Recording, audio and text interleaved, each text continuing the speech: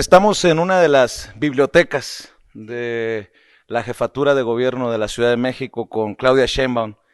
Eh, ¿Cómo empezamos? Doña Claudia, porque la jefa suena como a la doña. Claudia.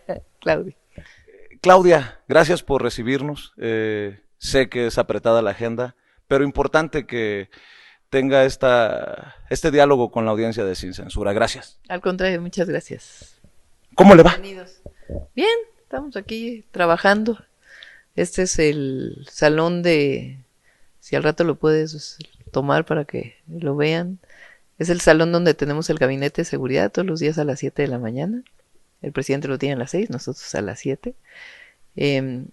Y lunes, martes y miércoles me dedico a trabajar aquí en general en la oficina, reuniones. Todos los días tenemos conferencia a las 11. Y jueves y viernes andamos en territorio, sábado también, domingo. No es broma lo que le digo. A lo mejor sirve para romper el hielo de cómo quiere cómo le gusta que la traten, como doña, como Claudia o como la jefa. Yo sí, en serio sí, y creo que lo he dicho en el programa, que cuando le dicen la jefa, me recuerda a María Félix y digo yo, creo que a Claudia Sheinbaum no le ha de gustar mucho eso de la jefa. La jefa de gobierno es otra cosa, pero ¿qué relación tiene con la gente que le ayuda? Bueno, aquí me dicen mucho doctora y también en la calle. La gente me dicen Claudia, me dicen doctora, jefa, me dicen algunos colaboradores, pero la mayoría me dice Claudia o doctora, así. Y yo creo que le ha de sonar más emocionante presidenta en algún momento, ¿no? Ese ya se verá después. Bueno, después en la entrevista, porque tenemos que hablar de eso. ¿Cómo le digo que cómo le está yendo? Porque me imagino que los que transitamos, vivimos, trabajamos en la Ciudad de México, no vemos con precisión y con detalle cómo va transformándose la ciudad. ¿Qué evaluación puede hacer? ¿Qué balance puede hacer de cómo recibe la Ciudad de México y cómo está la Ciudad de México? Nosotros recibimos la ciudad muy descompuesta en términos de corrupción. Aquí gobernaban los privilegios, gobernaba la frivolidad, gobernaba el alejamiento de la gente. Y nosotros llegamos a cambiar el modelo, a recuperar lo que había sido la historia de la ciudad con Andrés Manuel López Obrador, a construir una ciudad que gobernamos con la austeridad republicana, acabando con los privilegios, acabando con la corrupción, destinando los recursos a la gente. Y hemos hecho pues no solamente programas que queremos convertir en derechos en la ciudad, sino también muchísima obra pública, sobre todo relacionada con movilidad. Aquí en la Ciudad de México todos los niños y niñas de preescolar a secundaria tienen una beca, es una beca universal. Aquí había una beca que se llamaba Niños Talento. Se le daba a los que tenían 9 y 10 de promedio y no a todos. Y nosotros hicimos un estudio y eso generó enormes desigualdades en las escuelas. Pero además era muy injusto porque una calificación no define el talento de una niña o de un niño. Es una meritocracia que imagínate empieza a los 6 años, 7, 8, 9 años, pues no puede ser. Entonces decidimos hacer una beca universal. Entonces todos los niños y niñas reciben una beca que ayuda muchísimo a la economía familiar, particularmente a las madres de familia. Aquí hemos hecho 5 preparatorias más del Instituto de Educación Media Superior y vamos a duplicar el número de estudiantes que estudiaban en la preparatoria de la Ciudad de México. Hemos hecho 2 universidades, la Rosario Castellanos y la Universidad de la Salud. 36,000 jóvenes que antes eran rechazados de otras universidades hoy tienen la oportunidad de estudiar. Afrontamos la pandemia obviamente con un apoyo enorme del gobierno de México y una enorme coordinación y colaboración, pero hemos hecho 3 hospitales generales. Estamos por inaugurar el de Coajimalpa, remodelado centros de salud y al mismo tiempo hemos invertido en los 2 cablebuses, que es una forma de transporte que no solamente es amigable con el medio ambiente, eficiente, sino que es un proyecto de justicia social, porque lleva el mejor transporte a quien menos tiene.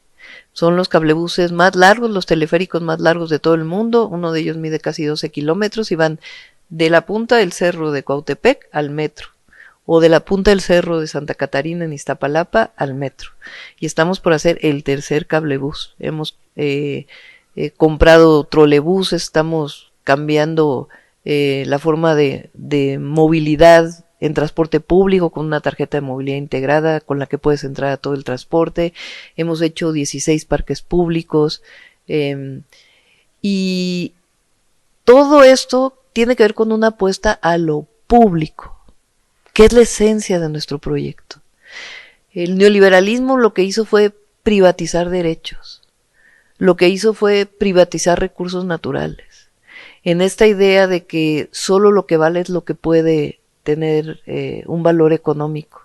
Y nosotros lo que creemos en el proyecto de la Cuarta Transformación es que la disminución de desigualdades solamente se consigue invirtiendo y apoyando a los que menos tienen, pero además abriendo derechos. La educación no es un privilegio, es un derecho.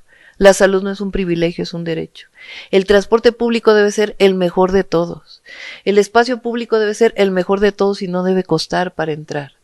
Esa es la visión que nosotros tenemos y eso es donde hemos invertido y hemos estado transformando la ciudad y la gente lo reconoce. Yo salgo a la calle y la gente me saluda amigablemente y esa es la mejor manera de saber que un gobernante tiene buena relación con la gente. Y quiero aclararle a la audiencia que habíamos prometido salir a caminar, pero pues nos ha caído un chaparrón, un chubasco, y bueno, esa es la razón por la que nos hemos quedado acá en Interiores. Todo esto que me está mencionando es lo que provoca tanta molestia en la oposición, porque así como el presidente Andrés Manuel López Obrador es atacado, es el centro de campañas perversas, de golpes mediáticos, una prensa que está al servicio de los peores intereses, así veo que usted también es atacada. ¿Es el éxito el que provoca esto?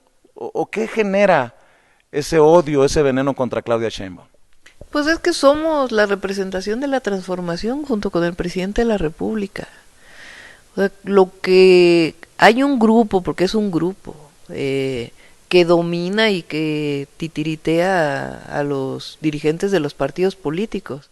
¿Grupo formado por quién? González, principalmente, y algunos que todavía lo siguen, porque hay muchos otros que ya no están con él. Pero aquellos que tenían privilegios antes, que se sentaban a la mesa del presidente y le dictaban las políticas, que se beneficiaban de los recursos públicos, que no pagaban impuestos, todos ellos son los que quieren regresar al pasado, quieren regresar a un México al que pues ya no van a regresar, lo sentimos mucho. Y entonces, ¿por qué atacan al presidente de la República? ¿Por qué nos atacan a nosotros? Pues porque representamos justamente la transformación. Y lo que ellos quieren, pues es, como llama el presidente, es el conservadurismo. El conservadurismo es que nada cambie, pero que nada cambie del 18 para atrás, no del 18 para adelante. Y nosotros somos parte de esa transformación. Yo vengo de los movimientos sociales, yo fui parte del movimiento estudiantil cuando joven, después fui académica, universitaria, investigadora del Instituto de Ingeniería de la UNAM, pero nunca dejé de luchar, nunca. Es un ataque misógino el hecho de que la consideren la elegida o la consentida del presidente, la corcholata favorita. Eso debe de doler, ¿no? Pues es una visión muy de que las mujeres no podemos, ¿no? De que no tenemos capacidad y pues no solamente las mujeres sabemos que eso es falso, sino una buena parte de los hombres. Claudia, al presidente lo entiendo así, he buscado leerlo, que el ataque que más le ha dolido es a su hijo menor de edad. Cuando se meten con la familia, hoy de hecho en la conferencia mañanera buscaron que el presidente se expresara sobre la expareja de un expresidente y dijo, con la familia yo no me meto. ¿Qué ataque le ha dolido más a usted? ¿Qué es lo que más le ha dolido que se ha dicho? Tal vez alguna calumnia, alguna mentira, alguna tergiversación. ¿Qué es lo que más le ha dolido desde que es jefa de gobierno de lo que se dice en la prensa? Porque le duela a quien le duela y le pese a quien le pese, como digo en el programa, hay una prensa mercenaria, hay una prensa golpeadora, hay una prensa tradicionalmente chayoteril que ahora que no recibe dinero de los gobiernos de la Cuarta Transformación, busca el dinero en los en los intereses más oscuros. Pero fíjate que, digo, una parte es una parte de la prensa, pero hay otra que es toda esta granja de bots que se dejan ir en las redes sociales. Y ahí hay que ver quién los financia, cómo se financian, porque tú entras a las cuentas y lo que ves es una persona que tiene 10 seguidores, 15 seguidores, que creó la cuenta hace poco, que creó la cuenta hace mucho, pero que en realidad a lo único que se dedica es a atacar a la Cuarta Transformación. Entonces también ahí hay un sector que se ha dedicado a atacar al presidente de la República, a la Cuarta Transformación y todos los que creemos en ella y actuamos como parte de la Cuarta Transformación. Hay actores políticos que la acusan a usted de ser la promotora precisamente de tendencias, ¿no? Imagínate. Ayer, por ejemplo, tuve una tensa entrevista con Ricardo Monreal en el Senado y pues hacía referencia directamente a usted y a sus seguidores. Decía que no van a ganar así, que lo que van a generar es una división que no va a poder repararse, y hacía referencia a los seguidores de Claudia Sheinbaum. ¿Qué responde a eso? Pues yo no sé, no escuché la entrevista de Ricardo, tendría que escucharla para saber qué fue exactamente. Pero la relación entre ustedes no es la mejor, ¿o sí? No, yo saludo muy bien a Ricardo, o sea, hay diferencias. Yo no... yo creo en la lealtad a un proyecto. Yo creo en la lealtad a un proyecto. Y lo que ha sido una historia de vida de lucha. Entonces, eso es en lo que creemos y actuamos como eso. Pero te voy a decir una cosa, yo no voy a entrar en confrontaciones jamás con compañeros de mi partido. Jamás. Yo le decía ayer a Ricardo Monreal, a veces usted tira la piedra y esconde la mano. Cuando defendió a Sandra Cuevas, decía que no la estaban dejando gobernar o trabajar ahí en la alcaldía Cuauhtémoc. Y cuando le preguntaron, le dije que si era referencia a Claudia Sheinbaum, usted dijo, no me quiero confrontar. Ayer le hacía referencias directas sobre el presidente y dice, no me quiero confrontar. Definitivamente Ricardo Monreal pareciera, esa es mi opinión, dolido todavía de aquella posibilidad que tuvo de ser candidato a la jefatura de gobierno y que se queda usted con ella. Ayer le decía, y creo que no le gustó mucho, que está ante la posibilidad de que vuelva a ganarle una contienda a Claudia Sheinbaum. Ahora sí que no te voy a tomar la palabra. No voy a entrar en una discusión con Ricardo. Es un compañero del partido. Los adversarios están afuera. Los adversarios son todos aquellos que quieren regresar al pasado. Y yo creo que lo que estamos nosotros ahora es construyendo un mejor país, un país más justo, un país en donde el que menos tiene tenga la posibilidad de vivir una vida justa, de poderle dar a sus hijos una vida de esperanza. Eso es por lo que nosotros hemos luchado siempre. Y quien está en contra de eso, quien utiliza el racismo, el clasismo, el machismo como parte de su forma de vida y de hacer política, porque todos hacemos política, esos son los que son los adversarios. Y aquí hacia adentro de nuestro proyecto tiene que haber unidad, se tiene que construir unidad. Yo siempre lo he pensado, siempre lo he dicho, y cada quien pues en sus justos términos, y que cada quien nos evalúe la historia por lo que hemos sido, por lo que somos y por lo que vamos a hacer. No me respondió qué fue o qué ha sido lo que más le ha dolido, que se ha dicho de usted, qué ataque le ha dolido más. Yo creo que también cuando entran en ataques a los hijos, ¿no? Yo tengo 2 hijos, tengo una hija y un hijo. Hubo una vez que hablaron fíjate, mi hija, por su propio esfuerzo tuvo una beca de CONACYT, yo tuve la oportunidad, mis padres nunca me lo hubieran podido pagar, yo tuve la oportunidad de tener una beca para estudiar al extranjero. Y mi hija por sus propios méritos pues hizo lo mismo y tuvo la misma beca que cualquiera que hubiera hecho eso, y obtuvo la beca antes del 2018 inclusive. Entonces cuando se vino una cosa contra ella, pues obviamente te duele, ¿no? O cuando te critican a tus hijos, pues pues los hijos son los hijos y las mamás somos las mamás. Con la familia no. Pasa siempre, con la familia no, y menos como dice Beatriz, ahí sí, con los niños no. Ahí sí ha sido una cosa terrible lo que ha ocurrido con Jesús, ¿no? Claudia Sheinbaum, ¿cómo se asume en este proceso de transformación, de esta llamada cuarta transformación? Y le pregunto cómo se asume porque tendrá que jugar, literal la estoy echando al agua, aunque creo que no es una exageración lo que digo, tendrá que jugar un papel protagónico rumbo al 2023 y al 2024. Morena, la coalición Juntos Hacemos Historia están ante la oportunidad histórica de arrebatarle al PRI las dos joyas que le quedan de la corona, el Estado de México y Coahuila, y obviamente el 2024. No habrá, me corrige si usted piensa diferente, una consolidación sin la victoria en el 2024, obviamente, de esta cuarta transformación, y sin que pueda gobernar esta visión de primero los pobres, que pueda permear esta visión de primero los pobres en estados tan importantes como Coahuila y sobre todo el Estado de México por lo que significa para el movimiento del país. ¿Cómo se asume, Claudia? Yo soy una protagonista del cambio verdadero como muchos. Así se llaman los militantes de Morena. A mí me tocó, junto con otros compañeros y compañeras, hacer los primeros documentos de Morena. Yo, entre otros, redacté la declaración de principios. Y en aquel momento, el presidente dijo, es que un militante de Morena tiene que ser un protagonista del cambio verdadero.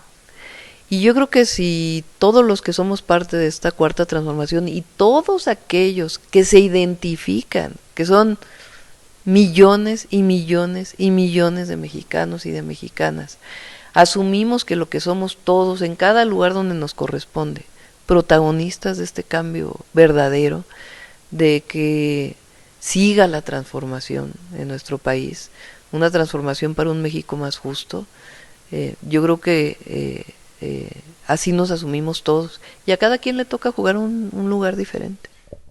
¿Usted ve que Morena gobernará el Estado de México, Coahuila? Sí, luego te multan ahí en el INE y te dicen que saque tanta cosa. Fue lo que me imaginé y además sin censura es el favorito de Lorenzo Córdoba y de Ciro Murayama. Pero sí, o sea, pues nada más hay que ver las encuestas, ¿no? Lo que dicen.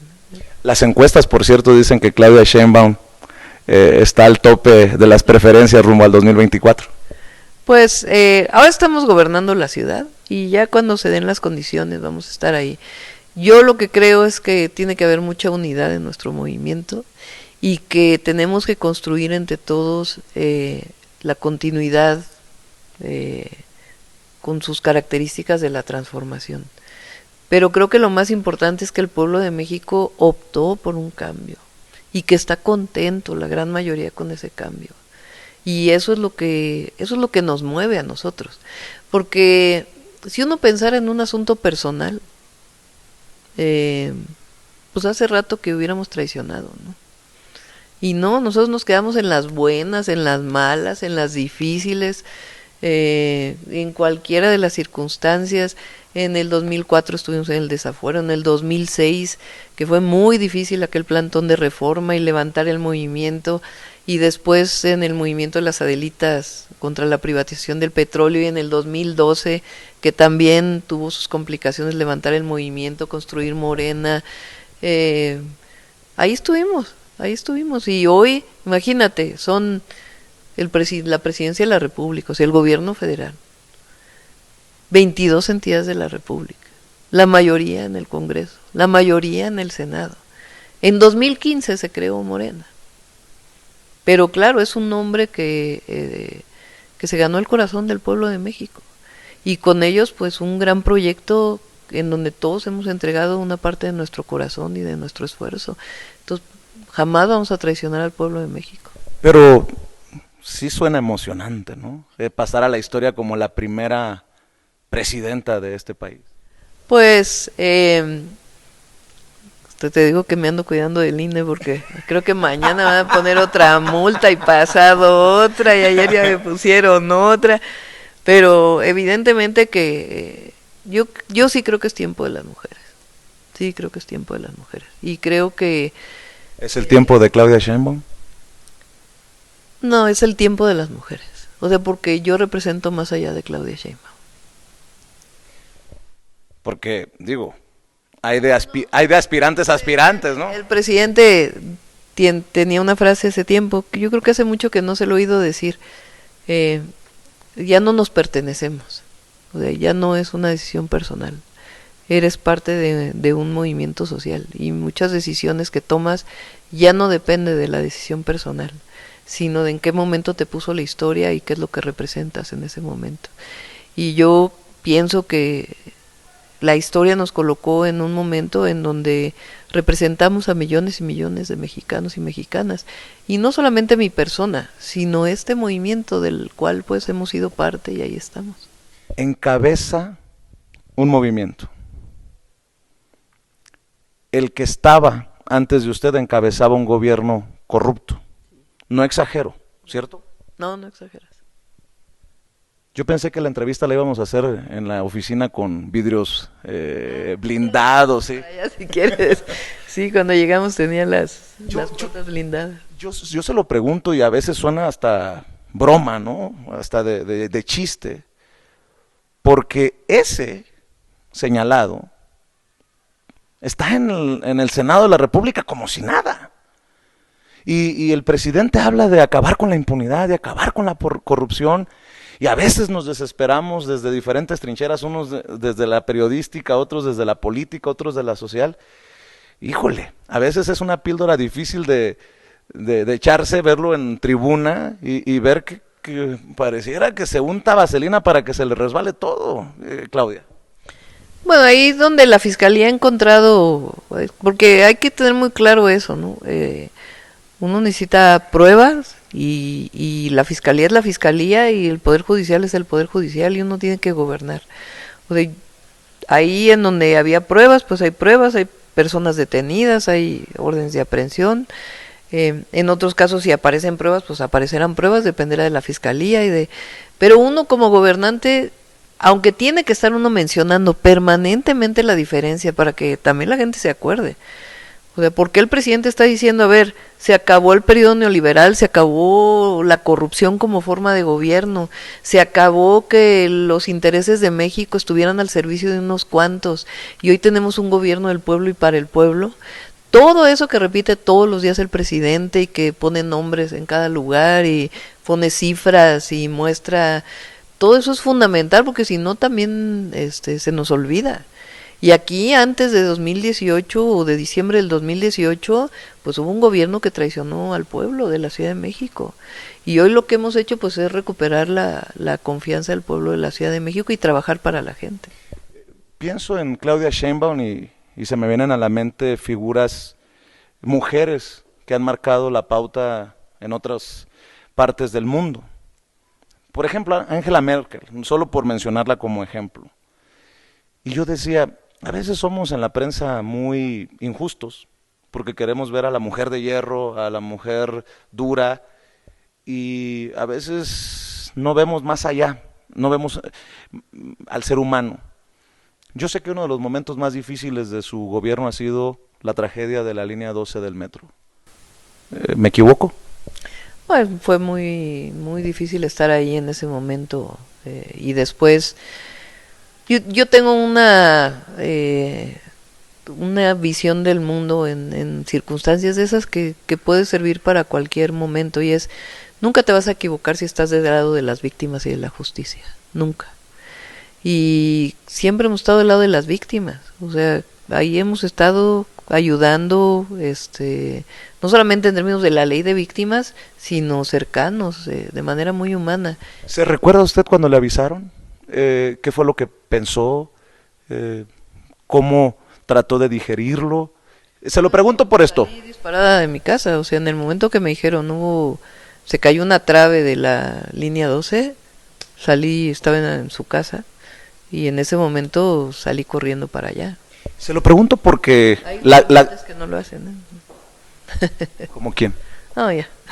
No sé. ¡Anímese! Vamos a, como digo yo en el programa, dejar la víbora chillando. A ver, doctora, Se lo pregunto porque la cobertura ha sido, Claudia Sheinbaum está tapando algo. Claudia Sheinbaum nos está mintiendo. Claudia Sheinbaum es culpable. Pero Cobertura también, ¿eh? Porque ahí hay una cantidad de bots también tremendo, ¿no? O sea, ha habido una campaña ahí. Y yo, para cerrar tema línea 12, ¿no? O sea, ahí hubo de parte de la Fiscalía una justicia restaurativa, que lo ha explicado varias veces la fiscal, hay muchos casos que siguen pendientes, y lo más importante es que nosotros nos estamos dedicando a reconstruir la línea 12. Y es algo que correspondió pues a una falla de origen, y ya la Fiscalía tiene que determinar cómo fue eso y cómo se hizo. usted dice, depende de qué cobertura. Pues la cobertura de los que se dicen verdaderos periodistas, doctora. Los periodistas que nos buscan eh, ridiculizar y no permitirnos un espacio en estos diálogos que son importantes, porque me imagino que Sarmiento, que Riva Palacio, que los Loret y todos esos personajes, pues no están muy contentos que los que tenemos un espacio en redes sociales hagamos contrapeso a esas coberturas, a eso me refiero. Sí, mira, yo creo que habrá quien les crea, ¿no? Pero ya es un sector muy pequeño. Yo creo que sobre todo cuando hay calumnia, eso es lo que hay que combatir totalmente, ¿no? Porque cuando hay calumnia y cuando hay mucho dinero de por medio, porque es cuando yo te digo las granjas de bots en el Twitter, en otras redes sociales, cuando hay todo eso, ¿quién los paga? Hay que preguntarse quién los paga, ¿no? Y vas a acabar ahí donde siempre acaba. Con el señor X. Exactamente. ¿Qué le falta por hacer? ¿Qué reto tiene la Ciudad de México y que le gustaría cumplir antes de lanzar en forma su campaña rumbo a la presidencia? Bueno, tenemos que terminar la línea 1 del metro, que apenas iniciamos su modernización completa. Obviamente la línea 12, tanto al oriente como al poniente, que también estamos ampliando la línea 12. Tenemos que terminar el trolebús elevado. Trolebús elevado es un segundo piso de casi 8 kilómetros, donde solamente va a haber trolebuses, que va a servir para conectar todo Iztapalapa, una alcaldía de 1.8 millones de habitantes.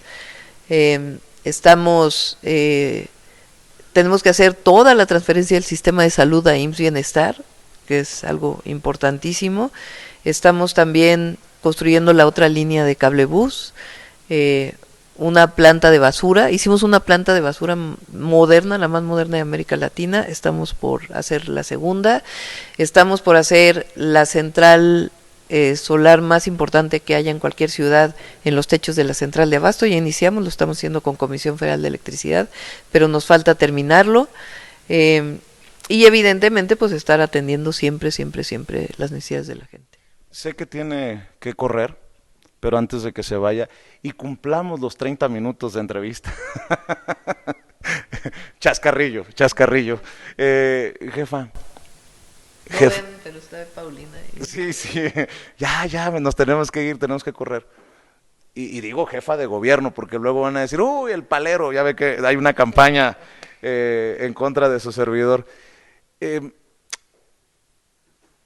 he estado preguntando a algunos de sus compañeros de movimiento opiniones sobre los nombres que se manejan rumbo al 2024 y me gustaría que hiciéramos el mismo ejercicio. Por ejemplo, ¿qué piensa de, pues ya lo mencionamos, de Ricardo Monreal? No. Mira, todos son compañeros, te voy a decir lo mismo de todos. Todos son compañeros del partido, todos vamos a estar al escrutinio del pueblo. ¿Qué piensa de Marcelo Ebrard? Lo mismo, es un compañero, ya se afilió al partido, pero es un compañero con el que se viene trabajando desde hace tiempo. Cada quien tenemos nuestra historia. Hay otros que no son necesariamente del partido, pero se consideran del movimiento. Por ejemplo, en las encuestas veo a Gerardo Fernández Noroña. ¿Qué piensa? También, a Gerardo lo conozco de hace mucho tiempo. Y también, pues es un compañero que viene del movimiento. Yo creo que lo más importante aquí es quién va a fortalecer la transformación, quién va a dar continuidad a nuestros principios, nuestras causas, y quién no va a traicionar al pueblo de México y hacia dónde tenemos que movernos. Y ahí lo va a decidir la gente. ¿Y sobre qué va a decidir? Pues sobre lo que hemos sido, sobre lo que somos y lo que la gente opine de nosotros. El presidente Andrés Manuel López Obrador eh, está sembrando, está dejando bases. Dice que en el 2024 él se va a retirar, se va a jubilar, se va al rancho. Sí, no queremos que se vaya. Lo vamos a extrañar. Luego los del INE van a querer interpretar. No, no se trata de que siga en la presidencia, pero obviamente pues es un referente para todos nosotros. ¿Qué opinión tiene del presidente? Porque no es secreto que la opinión que tiene él de usted es muy amigable, muy cercana. ¿Qué opinión tiene usted? ¿Cómo pasará la historia el presidente Andrés Manuel López Obrador? Me estoy adelantando, pero creo que con lo que ha construido podemos hablar de un legado, ¿no? Pues, imagínate tú que dentro de 10 años, ¿qué vas a decir? ¿Qué pasó entre el 18 y el 24? Dejó de gobernar un grupo que se beneficiaba de los recursos públicos. Se separó el poder económico del poder político. Más de 25 millones de familias tienen un apoyo. Se construyó el Tren Maya, la refinería, el tren transísmico, el aeropuerto internacional Felipe Ángeles, no sé cuántas presas se están construyendo en el país, carreteras, se hizo justicia a los pueblos originarios, se fortaleció la democracia, desaparecieron algunos partidos políticos que habían sido una parte de la historia de México. Es una hazaña lo que está ocurriendo en estos años. Entonces, ¿cómo veremos al presidente de México, Andrés Manuel López Obrador? Pues como el mejor presidente en la historia moderna. ¿Cómo quiere pasar a la historia usted? Yo quiero pasar a la historia como una mujer que nunca se rindió y que siempre estuvo del lado del pueblo y de la transformación. Para ir cerrando, habla de partidos que desaparecen. Eh, por más críticas al proceso de este fin de semana, yo decía que pues que había que generar y seguir luchando por la transformación en ese sentido. Ni modo que le digamos a la gente vamos a regresar al PAN o al PRI o al PRD o ver como opción a Movimiento Ciudadano. En algún momento, en alguna mañanera yo le pregunté al presidente su reflexión sobre el PRI, el gran partido que hoy está en la lona. ¿Usted cree que uno de estos grandes partidos terminará desapareciendo después de contiendas como la de Coahuila o el Estado de México? Pues fíjate que más allá del PRI, de hecho hoy el PRI y su vínculo, su alianza con el PAN, desdibujó pues lo que alguna vez fue el PRI. O sea, hoy son parte del conservadurismo. O sea, es un solo partido, es un solo bloque. Por eso también hay muchos que ya no están contentos ahí. En algún momento el presidente me dijo, ¿ya ves lo que provocaste? Pues yo con ganas de decirle al presidente, ya ves lo que provocó, porque solamente se entienden esas alianzas porque no encuentran la salida, porque están desesperados, porque... Los une el negocio.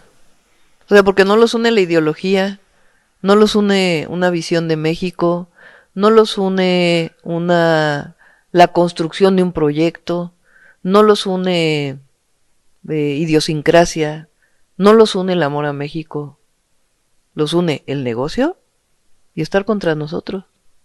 Eso es lo que los une. Por eso no tienen mucho futuro, que digamos. Porque, ¿cómo le vas a...? ¿Qué quiere la gente? Esperanza. Lo que quiere es que continúe la transformación para que cada vez estemos en un país más justo, con un estado de bienestar, donde todos podamos llevar a nuestros hijos a nivel de educación superior, si así lo deseamos, y si así lo desean ellos, donde todos tengan acceso a la salud, donde todos podamos tener acceso a una vivienda, donde si nos queremos quedar en el campo, nos quedemos en el campo a vivir dignamente, si nos queremos ir a otro lado, también podemos vivir dignamente, donde tengamos polos de desarrollo, donde el país le ofrezca a las y los mexicanos un país con justicia, con libertades, con democracia. Eso es lo que queremos. ¿Qué quieren los otros? Pues yo creo un pedazo del pastel, o todo el pastel, pues no, ya no. Eso ya no lo quiere el pueblo de México. Habla de el INE. Se ha mantenido muy respetuosa en la entrevista, muy consciente de eso. Eh, Lorenzo Córdoba y Ciro Murayama debieron de haberse ido, es mi opinión, desde hace mucho tiempo. Para cerrar, ¿se siente agraviada por la forma en que han manejado ese Instituto Nacional Electoral estos personajes? Porque uno de los blancos de las medidas disciplinarias, por llamarlo de alguna manera, ha sido usted. ¿Qué piensa de este INE y qué piensa de la reforma electoral que se viene? Yo he dicho que después de la reforma eléctrica, esta será la discusión más importante para los mexicanos, para hoy y para lo que se viene, Claudia. ¿Por qué el presidente está proponiendo una reforma electoral? Pues porque no hay democracia. O sea, porque tenemos un instituto. Hay democracia porque el pueblo de México la ha conseguido, como en el 2018 o como en otros casos posteriores. Pero el Instituto Nacional Electoral, algunos de sus consejeros, a lo que se han dedicado, pues es a ser totalmente parciales, no árbitros imparciales, a evitar que se llevara a cabo la revocación de mandato. Si fue nada más porque no tuvieron de otra, pero si hubiera sido por ellos no lo hubieran hecho. Entonces, no es un agravio personal, yo creo que es un agravio a la democracia y al país y al pueblo de México. Y por eso tienen que cambiar las cosas. Y la reforma electoral del presidente es muy radical y a mí me gusta, porque inclusive para los propios, o sea, que los partidos políticos dejen de tener financiamiento permanente. Así sea Morena. Así sea Morena. ¿Qué quiere decir eso? ¿Quieres hacer política? Que todos podamos hacer política y que no requieras de vivir de la política para hacer política. Usted, por ejemplo, no vive de la política. Oh, yo soy servidora pública hoy. Yo fui académica de la UNAM hasta pues el 2015, todavía del 2015 al 2018 tuve una comisión de la UNAM, hoy tengo licencia, y no denosto a quien haya sido diputado, senador, para nada, al contrario. Bueno, es que hay de diputados y senadores, hay algunos que fueron gobernadores y tienen palacetes, y que dices tú, ¿y de dónde salió? Bueno, pues hay que preguntarle a Laida, y sus audios de Alito, ¿no?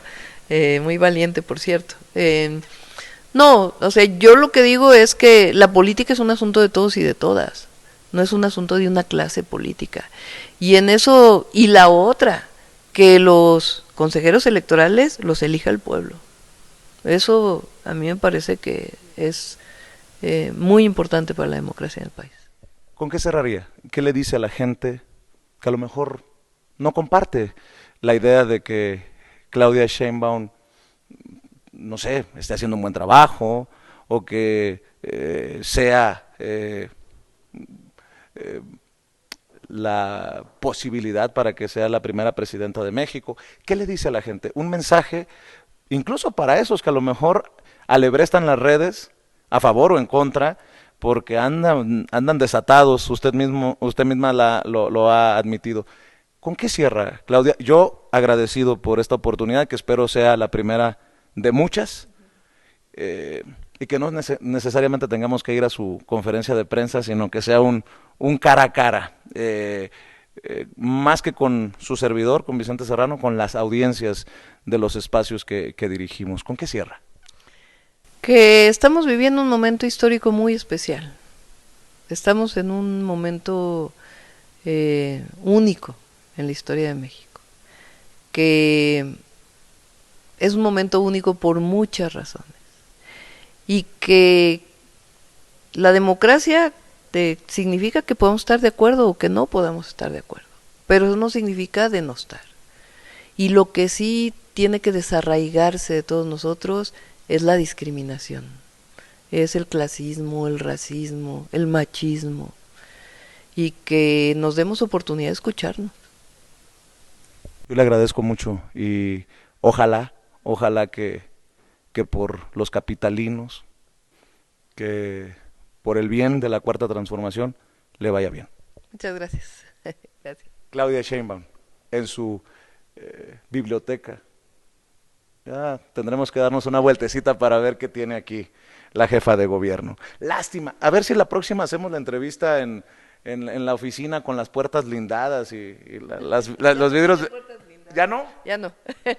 Bueno, gracias. Amigos, amigas, regresamos en breve, pero mientras seguimos hablando sin pelos en la lengua, sin censura, usted puede suscribirse a nuestros 3 principales canales en YouTube.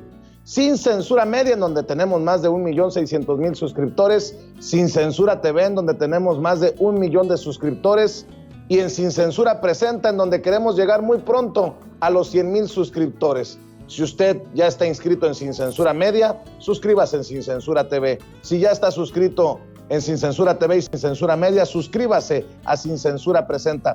Recuerde que es gratis, no tiene que sacar un solo centavo de su bolsillo para apoyarnos. Dele clic en la campanita para que los señores y señoras de YouTube envíen las notificaciones cuando estemos transmitiendo en vivo y en directo o estemos subiendo videos. También nos puede seguir en Twitter en @_Vicente Serrano y hasta en Instagram. Ojo, también estamos en Instagram. Son nuestras redes sociales y con el apoyo de ustedes seguimos creciendo, porque con ustedes todo, sin ustedes nada.